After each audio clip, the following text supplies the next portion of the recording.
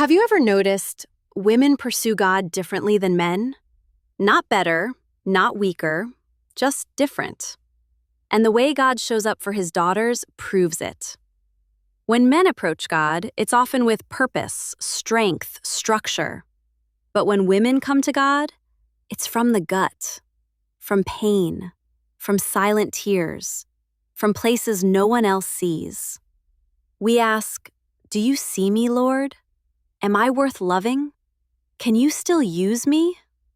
And the answer, every single time, is yes. Eve was blamed, "The woman you gave me." But God didn't curse her. He clothed her and promised redemption would come through her seed. Sarah's husband gave her away to save his own skin, twice. But God stepped in, shut down the king's plans, and said, "Don't touch her, she's mine." Hagar was thrown out, abused, pregnant, alone in the desert. No home, no husband. But God came to her, not through Abraham, but directly. "You are the God who sees me." He gave her a promise for her child and showed her the well that saved them both. Leah was unloved. Rachel was barren. Dinah was violated. Bathsheba was used. Mary could have been publicly shamed. Mary Magdalene was tormented.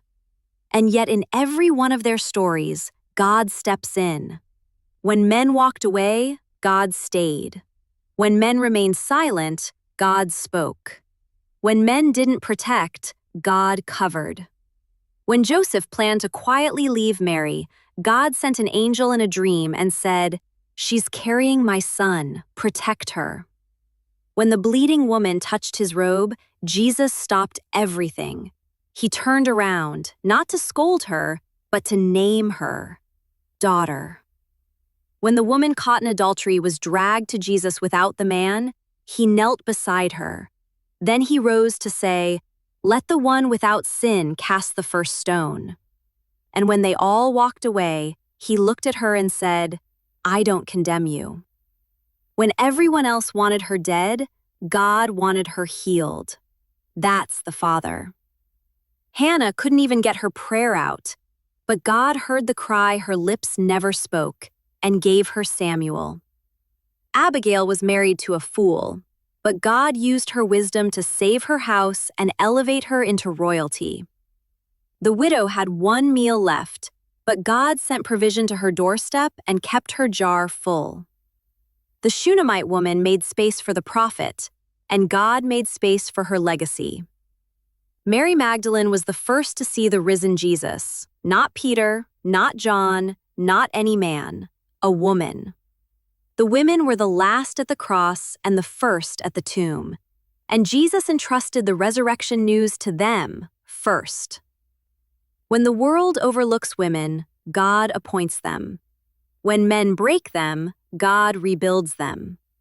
When they're silenced, God gives them a voice. When they're used, God gives them legacy. He doesn't just tolerate women in his plan, he builds his plan through them. Because daughters pursue God with heart, with fire, with a kind of loyalty that doesn't flinch.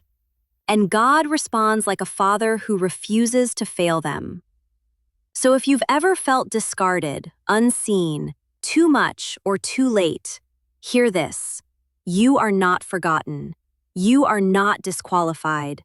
You are a daughter of the King, and God treats his daughters differently.